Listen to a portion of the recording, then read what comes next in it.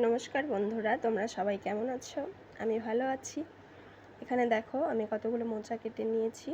মোচাগুলো সেদ্ধ বসিয়ে দিয়েছিলাম। একটু নুন হলুদ দিয়ে সেদ্ধ করে নিলে ভালো হয়, কালারটা ভালো আসে। সেদ্ধ করে নামিয়ে নেওয়ার পর কড়াইয়ে তেল গরম করে তেজপাতা, শুকনো লঙ্কা, জিরে ফোড়ন দিয়ে দিলাম। এরপর দিয়ে দিয়েছি আদা কুচনো।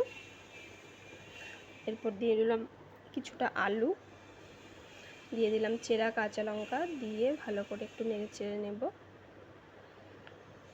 এরপর দিয়ে দিলাম নুন, হলুদ গুঁড়ো, জিরে গুঁড়ো, একটু লঙ্কা গুঁড়ো দিয়ে একটু জল দিয়ে ভালো করে ভেজে নিয়েছিলাম।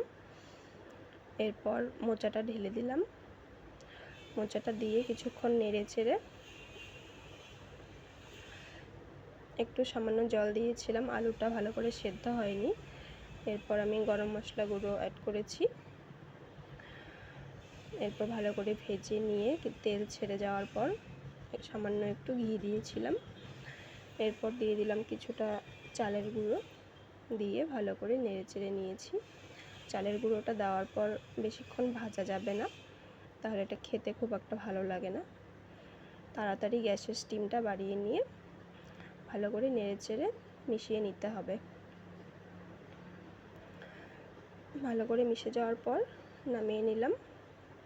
দেখতে কিন্তু বেশ হয়েছিল, খেতেও খুব ভালো হয়েছে।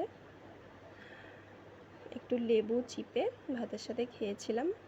তোমরা অবশ্যই এটা ট্রাই করতে পারো নিরামিষ দিনে, খেতে কিন্তু ভালোই লাগবে। ভালো থেকো তোমরা, টাটা।